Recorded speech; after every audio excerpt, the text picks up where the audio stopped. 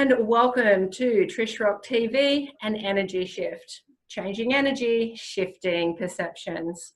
Today's guest will inspire you and give you some new ideas on how to show up in life and relationships, a new way of being.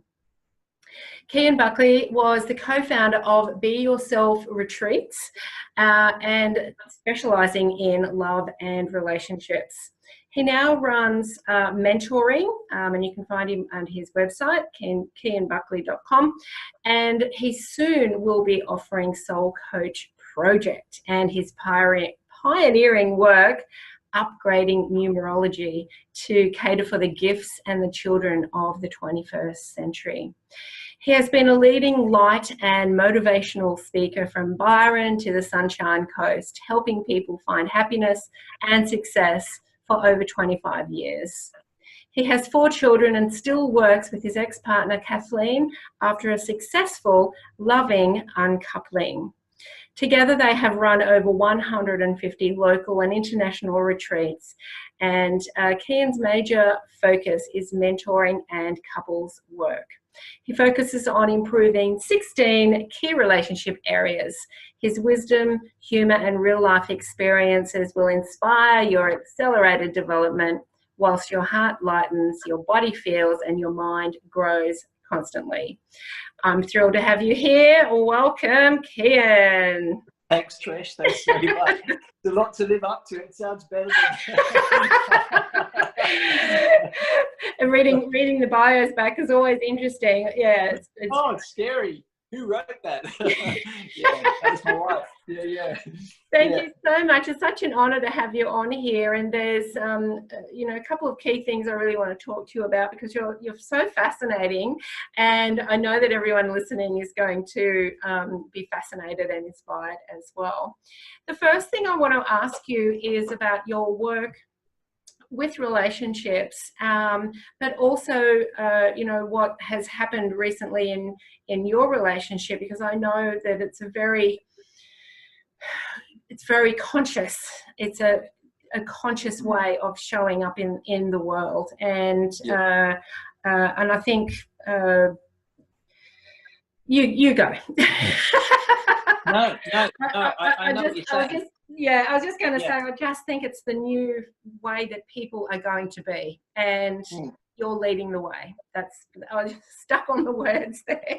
I don't know about leading the way. I think it's like an evolution that's happened for a very long time, because I know I was born in the 60s and I was a little bit different than some of my friends, but very similar to a lot of my friends. And then I look at my family from the Depression, and I look at, if you think about it, the energy's just been getting easier and easier and easier because of and it's getting more compressed, and it's maybe a denser, stronger energy, but we've got more strength now, more life force to be able to deal with that because of, the people in the past had to cut through bush to put the roads down, and now we speed on them at 110 to get where we need to go, and so it's a lot easier thanks to the old diggers and people of the past, so I think I'm part of a pathway, part of a feeling like we all are. It's evolution, and I love the way whales, when they return to a pod, the song is ever evolving, so they just pick up the thread and evolve it. So I'd like, sitting with my mum today. She's a pioneering woman, burned the bra.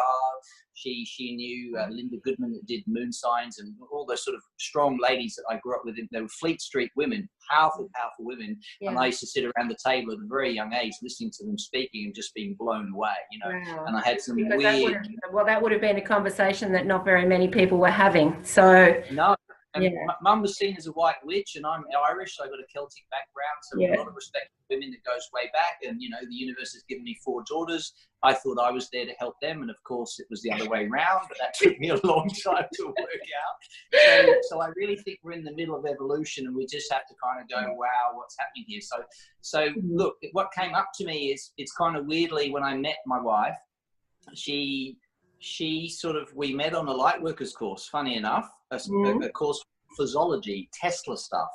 And Tesla's now seen as ascended master, and he developed, sequentially patented lots and lots of stuff. And we met on this course. She'd already done it, and she was helping the guys get it off the ground, the two people that run it, two doctors of physiology, proper study, etc. And she said, I really want to do the next course. And I said, why would you want to? We met on that course. Fireworks happened. We held like a Dick Smith ball that lights up and makes a sound when you hold hands, and when you drop the connection, it stops the connection. But this bloody ball made a sound and made the light ringing as our hands were 4 meters apart. And she was saying to me, suck your aura in, Kean. I didn't even know what an aura was. You know, we were so connected. You know what I mean? Like you were saying prior to this interview, and I'm honored that you felt me for a couple of hours beforehand. And I remember a very good friend of mine said, I don't know I'm doing it. I honestly don't know I'm doing it. I'm just there, you know, and you're there, and we're friends and we work together. So I think there's a great universe of people who've been helping each other since the beginning of time. And so with the breakup, when I met Kath, she made the effort to make it happen. I was a little bit dumb to what we had. I just thought we were friends. I was a little bit burnt by my last breakup for a year before, and I was loyally trying to get back with her. So I wasn't looking. I'm one of those weird guys that's never been unfaithful. So I'm going to get lots of points on this call right now that I can help with fidelity and, you know, whatever. And I do believe that we said if ever we were going to do something in that realm, we would call the other person first. Yeah, because you don't do it and then say sorry, or you hide it. I like to be upfront. You know what I mean? Absolutely. So, do you feel that though is also because I don't. Well, not that I know of. I've never been in a relationship where either of us have cheated. So I just, but other people have that all the time. So that's also a bit of a program also of internal stuff that people run as well. So, but you know, actually making that decision between the two of you, you may not have had those programs, but if it happens, let's you know, talk first. That's a great. Absolutely. And I grew up in the UK where it was really inculcated in the cultures. If you could get it, you did, you know. And I must be honest, once I was being unfaithful to a person I knew that was married, and we were in a place and the glass door shut and it shattered as we were about to kiss and whatever. And that was like the universe saying, mate, don't cross that line, you know.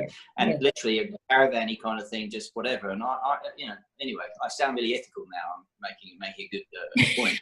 But when I met Kath, I just knew a few things psychically, and I said them to her, and they're personal, I won't share them. And she says that what I said right at the start was completely right. That once this point was done, and when our house was finished, we were finished. So we never finished the house. And it's a Queenslander, and you know, they're very hard to finish anyway. They're wooden things, just moving and breathing. And I live in the Queenslander now. She's given it to me. You know, she gave me half the house on the second date. Very, very, very, very valuable woman.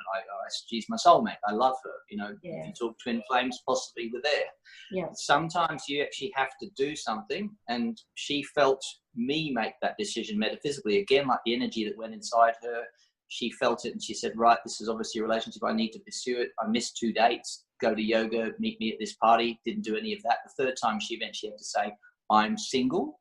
That's how dumb I was. So I won't make myself like a relationship guru. It's just, oh, right, she's hitting on me. You know, that's how silly I was. But anyone who's seen a relationship, it's been an enormous light, enormous growth, enormous journey between us. And then at the end, she felt love had left the relationship. Now, that can sound like a little bit of spiritual poo-ha and what a load of rubbish, but I feel that happened, and it's been a really tough time for me to accept her leaving the relationship.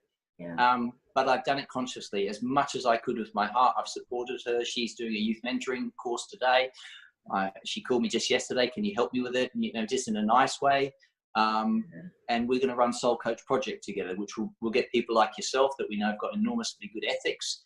It's going to be a free of charge thing on Facebook. You know, if someone wants to steal the name now, we haven't even got it yet, but that's what we intend to do. You know, we're like that, but what will be, you follow. And I've always said to my clients, there's a number of relationships, and maybe it's 5 that you need to go through those 5 to find the one you stick with. But also, sorry to talk so much, but in the 1930s, when you met someone, it was for life. Absolutely, nowadays, but it didn't mean you were happy for life.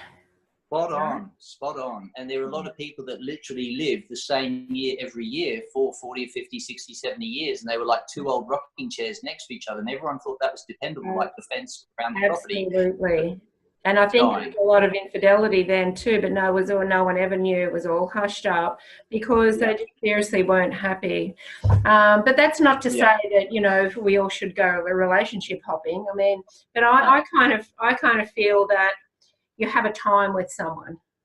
Yes. Whether that's a romantic relationship or a friendship or anything, any other human, you have a time with them here that is all part of the big pattern and the big jigsaw. So whether that's 1 year, whether it's 50 years, and even those people back in the 30s who were together for their whole life for 80 years, that was their plan as well. So I just feel that, and I just think it's brilliant now that you're doing this, and I love the wording, conscious uncoupling.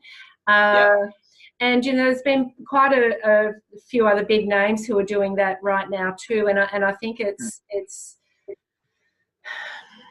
a wave coming through, a really beautiful wave. So there's Vishen from Mind Valley. Him and his wife have just done a conscious breakup as well. And Tyler Tolman, I don't know if you know him. So they've done it as well. And they're still working together as partners, but they've decided not to be together as, you know, as romantic partners. And I just think it's a beautiful energy. I've never had any grief. I've been divorced twice, and while we probably didn't do an conscious uncoupling, we certainly didn't fight over anything, and it was all, you know, let's just talk about it and sort it out. Whereas there's so many couples out there that, you know, they break up and then the next 10 years is spent in hate and anger. It's just sad. I've got absolute personal experience, and I won't do it because it will actually rub a couple of people, you know, rubs people's noses in it. I don't want to be that undignified. And I also want to be honest that I think it's Gwyneth Paltrow's coach that brought the term. It's actually hers owned as a patent conscious uncoupling. Right. So we're going to say something like conscious breakup, conscious, you know, I used to say to people, come to our relationship retreat. And I wouldn't run. We were asked to do a couples retreat on Channel 9, which is really nice. And my wife looked at me and she said, "You're not strong enough," because I'm very sensitive. So if I got some of that silly stuff that can happen, someone, you know, makes something up or whatever, I could have done with the press. And every chance I've had to go a little bit bigger, I've always said no. Keep it small. For my ego too, I get a bit silly. So if I just keep it humble and keep it real, we do really good work. And so we have relationship retreats, and sometimes we did a pregnancy retreat once where we helped people do lotus births. You know, they were into that. That was a big thing. But there was a lady who just lost the baby, and she said, "I want to come on your retreat." And there was, you know, a couple of doulas and a midwife, 35 years experience. And we just said, look, if we're blocking anything, we're blocking everything. Whoever wants to be here, be here. So most of our retreats are open. I'm going to run a men's retreat soon. Everyone's asked me to do it for a while because of men kind of need to say things in the absence of women, as women need to do with men. Absolutely. Absolutely. And I think it's so needed. It's so needed because men are a little bit lost now. So yeah, that's absolutely so needed. So I guess really the no matter who you've got there at the retreat, it's bringing them back to a conscious state, isn't it? And I love what you say about, just let me find it. I love what you say here about love. I love to talk about consciousness, and I believe love is consciousness being felt. I absolutely love that. It's so true. It rings so true for me, and I think for a lot of people listening. But that's kind of how you've lived your life, really, isn't it? Is that how you've? As much as possible. To be honest, our kids. You know, this sounds really weird. Kath and I have had lots of arguments. We've had probably 10 years worth of 10 relationships in one relationship. And we eventually just got to the point, and we just kind of went, look, we're a dog and a cat. We're just not the right fit. We love each other. We've given it 14 years. We've, you know, and the kids looked at us. And as we explained it to them, they're all absolutely fine. The two that had boyfriends, both 19, as soon as they saw my upset, they started to weep because they could feel how upset I was. And it's still there. The grief will always be there because of there's a part where I was missing. But it's also good that I was missing because now it's something that I can inhabit with my love for some time. Like, look how vacant I was. Look how silly, dumb, void, vacuum. Had no idea how silly I was. And that's really I guess the wave of vulnerability that's happening in the world is people need to look where they think they've looked and notice something they haven't seen that's right under their noses and say, look, I'm not as good in the bedroom as I think I am. I shouldn't watch that stuff to think that that's lovemaking. And I've been to shows where I've seen where people are at, and it's like women have been asking for quite some time for something different. So Tantra's come in, which actually means soul closer. It doesn't mean getting with lots of people. It just means making your soul go closer. And we looked at various things and just thought, how can we help couples get closer together, or humans get closer together? It doesn't have to be male thing. That's been our thing. And she just feels rightly she needs to move on now. Her love has moved. And she's really spiritual. There's been some big things happening since December that we personally believe in. There's been huge quickening. I've heard this stuff for a long time, but I feel it so much. And there's been days I could barely get out of bed, barely move. The energy was so strong. It's been a tough few months, but I feel we're coming towards the end of it. But tough few months for a lot of people. Yeah. So but now, quite a bit of inspiration coming. I've got a friend of mine, his wife is very successful in tarot, 5 million clients. I mean, that's pretty good. He wants to champion my numerology that I'm doing. I found the numerology when I brought it into my sessions. Let's talk a little bit about that, because you know, as we were speaking before when we were talking about this, I feel there's a lot of modalities that have done their time now, and they are shifting. And it doesn't mean that they don't work anymore. Yes, they work, but I feel there's a new, they're all being up-leveled. And so numerology is one of them. So I don't know how much you can tell us about that, but I've always been fascinated with numbers. So yeah, I'd love to learn a little bit more about that and what you're doing there. Yeah. Well, the weirdest thing, I mean, this is, you know, you don't worry about this for now, but this is about 1,000 hours of work just to get to this. Woo. Okay. And, you know, and, when I looked at it, you know, someone just gave me a book by the masters. My mother knows a very famous numerologist here. Dan Millman is a friend on Facebook, not a close friend. My friend Leon used to promote Dan Millman, who's got probably the most successful book, The Life You're Born to Live. There's some great books out there. What I found for me was astrologically based. So astrology I see as a bunch of spinning rocks that have been around here since the Big Bang. Yeah. But what we're all really scared of is the womb. We're scared of the nothing. And I started to study the Hermetic principles, and it talked about the universe and how it is, and it's quite successful stuff, and written by a god, apparently. And always a god, never a goddess, you know, that's the bit that annoys me. So I studied the Tao, and the Tao was the grandmother goddess, the person that, you know, because it's a womb that brings everything into creation. It's the circle that does it all, you know, it's the most powerful shape, oval circle. And so many logos used to be it, and we wonder why, because it's such a sexy shape, for want of better terms. I'm not being sexy, I'm being sensual. So I started to study the nothingness, because even in the term vibration, they have a term here that says everything is vibration. You know, if you match the frequency and the vibration, you can't help but get what you're looking for, the law of attraction that everyone's looking for. But they start with this law saying nothing is resting. So they're trying to say that everything in creation is moving. Everything's got a vibration, even this table in front of us. But they say that the table is created by mentalism, creation, the creative ability of us in our goddess-like nature. But prior to that, nothing is resting. So the thing that's most calm, the thing that most scares us, when we go to Sydney, I'm from Queensland, I talk quick because I'm from London, Sydney.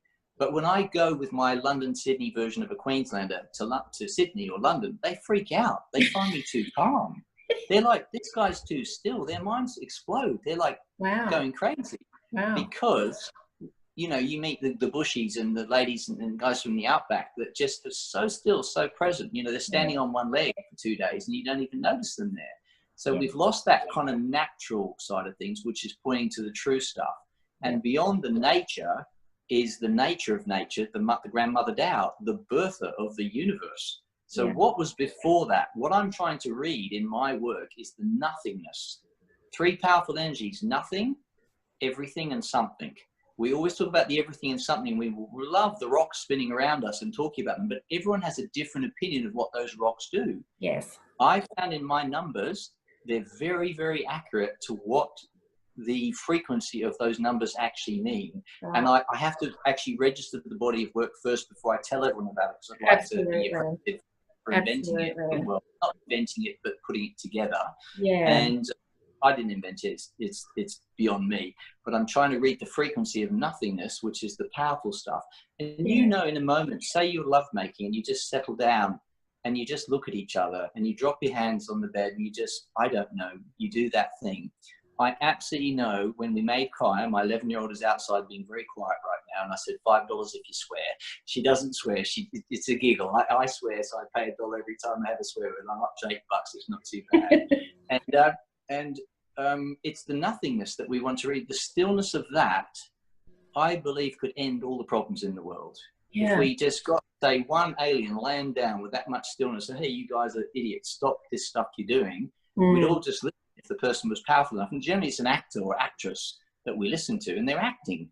You know, maybe they made $1 trillion and they can say something like whoever, Tom Cruise, you know, Morgan Freeman or something. But they're still actors. They're not real people that are genuinely still making a difference, in my opinion.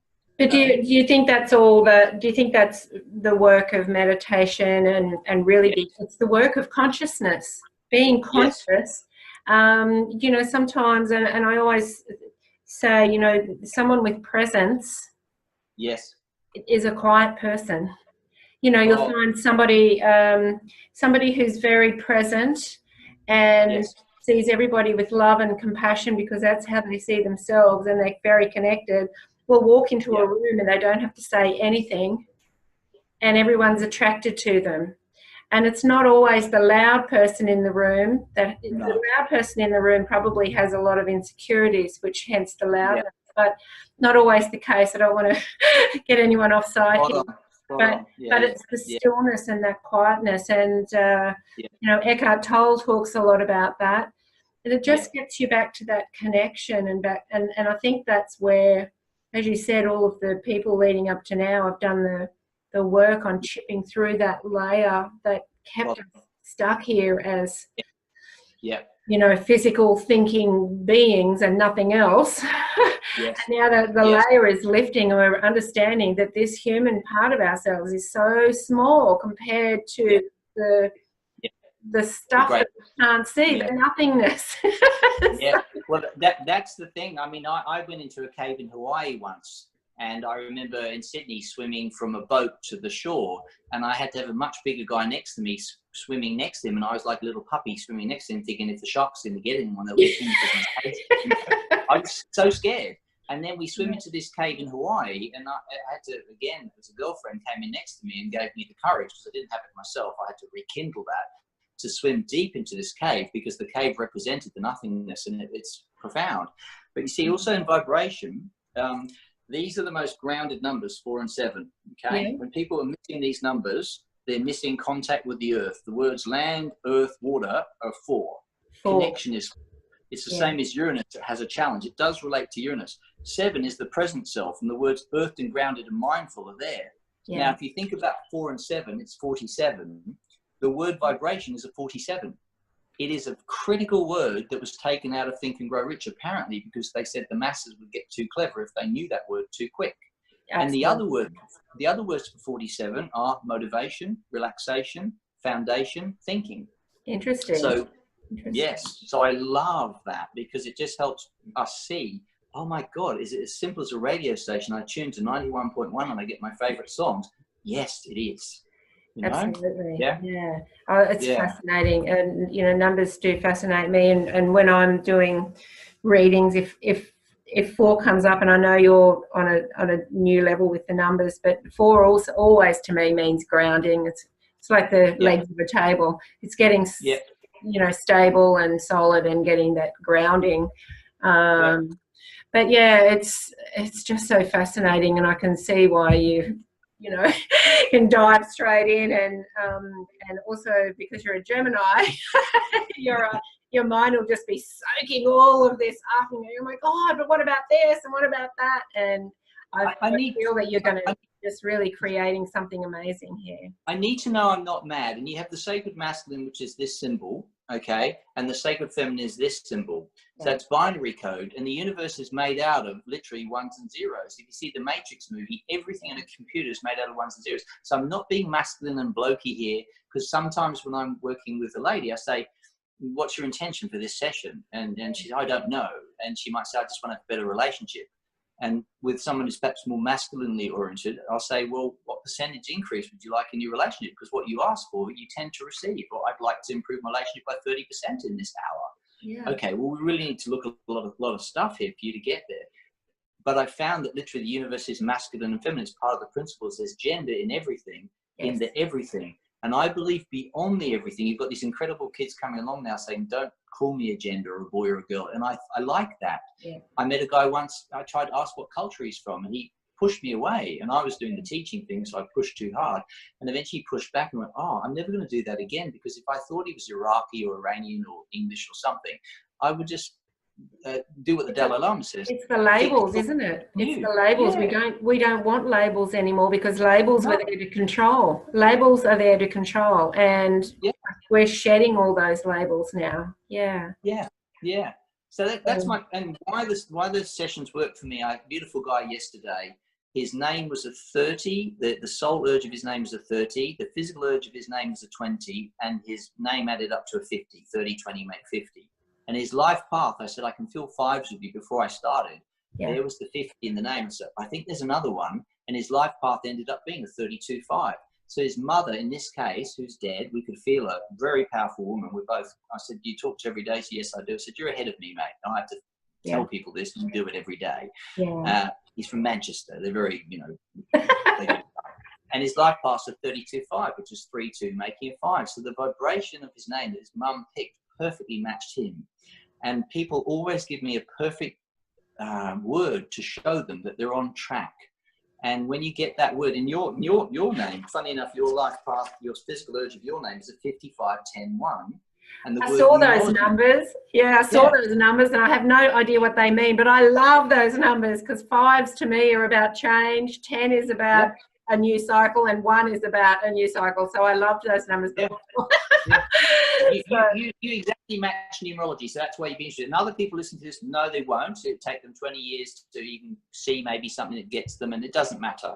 For me, I suppose my job is to help people stop BSing themselves and start finding the truth that will set them free. To look at their core wounds if they still have them, and to not keep acting out from that place, and to imagine a planet where no one had a core wound anymore. Karma didn't exist anymore. We weren't throwing mud and reliving other lives just to get ourselves somewhere. We just woke up and just went, right, what would conscious relationship look like now? And you might have to change everything. Neil Donald Walsh, if you're going to change one thing, change everything. I don't like that book, but it's true. And so many people are scared of change, but it's, if you make one small change and then you continue to do the small ones, it's like a domino effect, and everything changes. I think people just get scared when they go, they get 20 steps ahead, and then the procrastination and the fear kicks in. But one little small change every day absolutely changes everything over time. And some people don't want to change, but ultimately, their body will make them change. And because we're all evolving and we're all moving forward in this, the energy and the vibration over this last 6 months to a year has risen. So, even if you don't understand it, even the people who aren't in the spiritual world like us, or who don't understand those things, they're feeling changes. They don't know what they are, but they're feeling the misalignment of things too, because the energy is different. And I really feel, I've got grandchildren, and I kind of feel that they're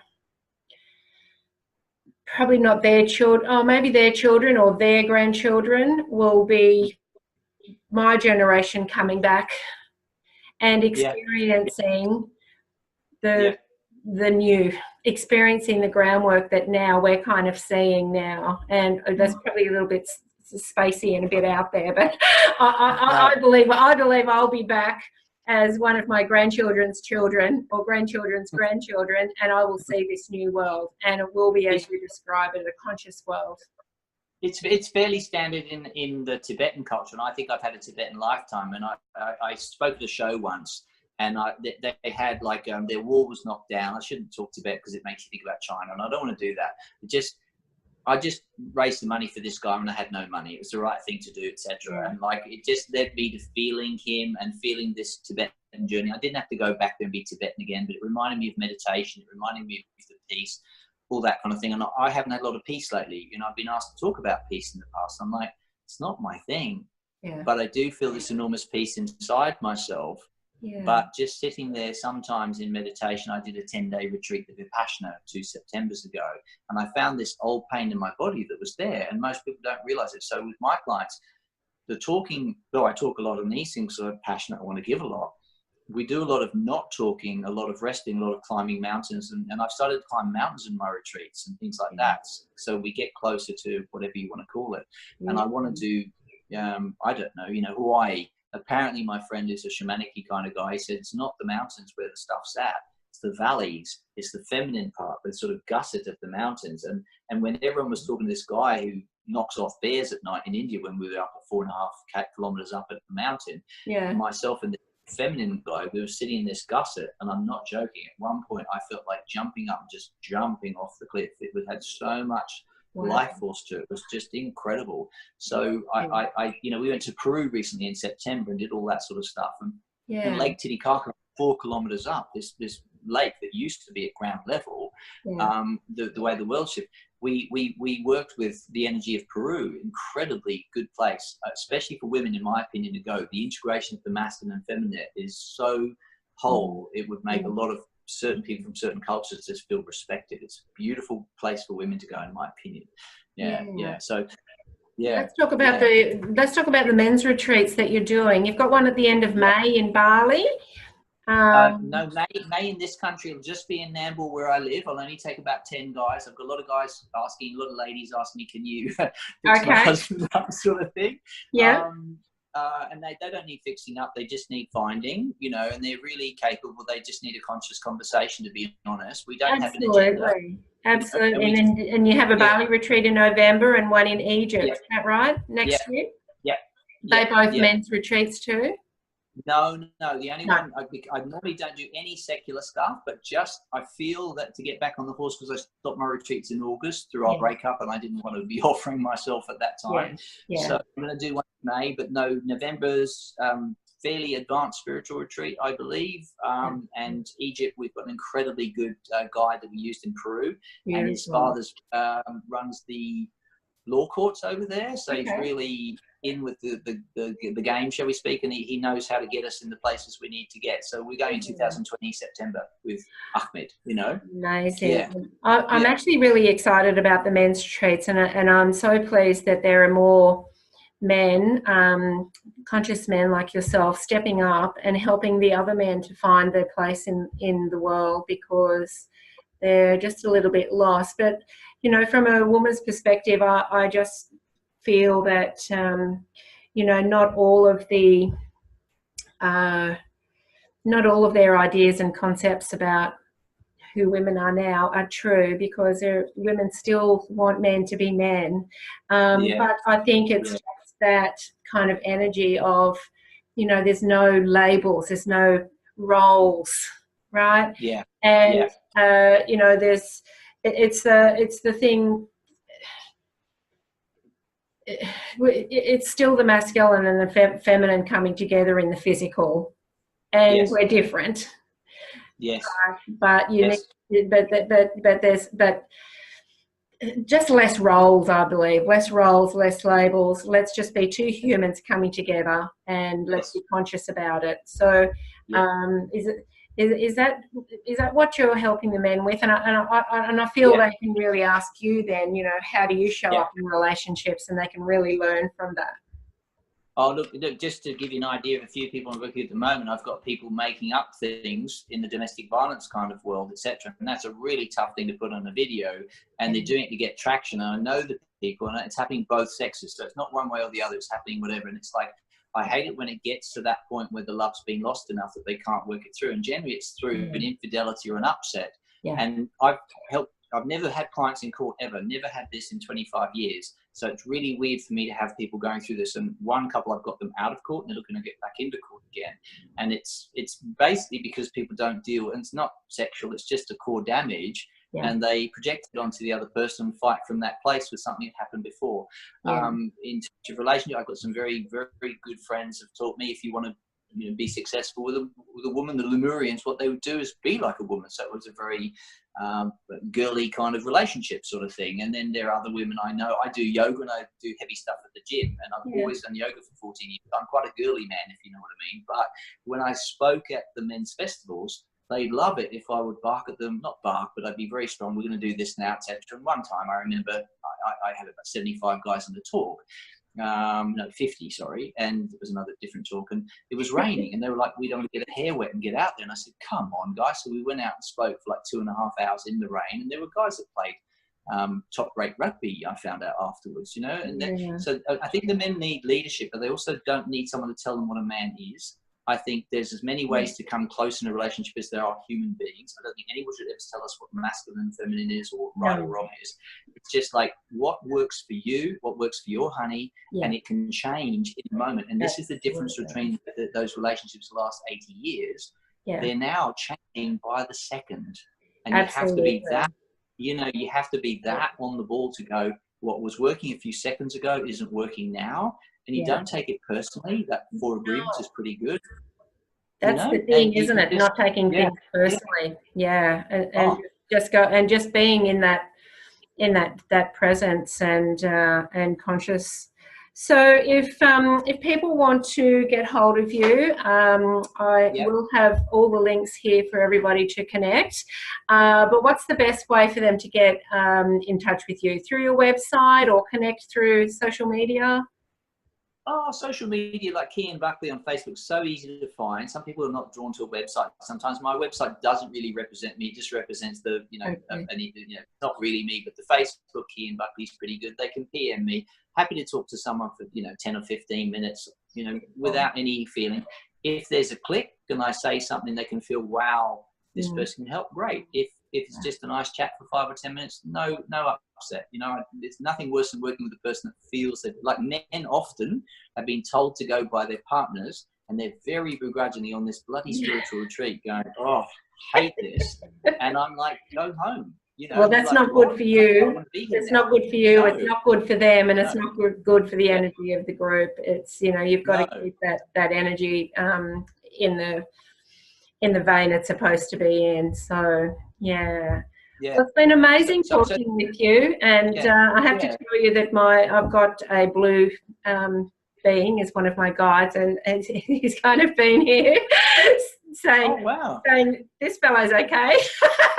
Oh, well, I love him too. So, I've got a friend of mine teaching me about blue avian beings at the moment, and another friend of mine, an artist, said she literally had a father would literally be physically with her. You've got to be quite advanced to let that happen. That's beautiful. Wow. Yeah. Well, I just sometimes he kind of shows up when I'm reading, but he's just kind of been here on my left. So he's fascinated as well, and I think it's because you're talking a higher level. You're talking the up level, the upgrade of the energy that we're having, and upgrading the way we look at that and feel about that. And they're all here to help us. And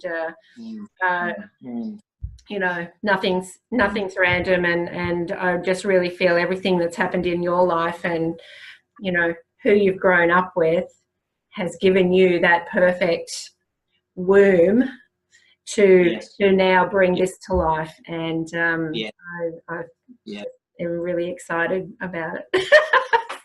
Thank you, love. Excited for you. So when you put your post up, I grabbed it straight away, and I often, in the beginning of things. So it's so nice to be, ice breaking with you. Like it's my absolute pleasure. Absolute Wonderful. Pleasure. Yeah. Thank you. Thank you. Yeah.